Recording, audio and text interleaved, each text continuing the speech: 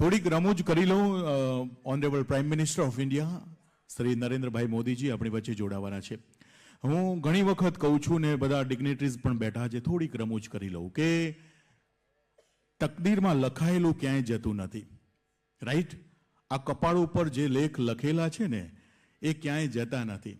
સાંજ પડે 4 વાગે છે ને આપણે બધા શાક લેવા નીકળીએ છીએ. બહેનો બધી છે મોટી સંખ્યામાં, રીંગણ લેતા હોય, બટાકા લેતા હોય, ભીંડા લેતા હોય, અને શોધીને એ શાક લેવાનું. બિલકુલ રાઈટ. એમ આઈ રોંગ યાર? Yes, okay. હું સાચો છું કે બધા શોધીને શાકભાજી લેતા હોય છે.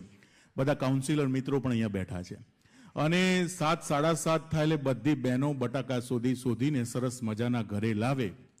હવે થયું છે શું કે બધા શોધીને સારા બટાકા ઘરે લાવવાના. હવે લારી ઉપર જે બટાકા વધ્યા એ કોણ લે?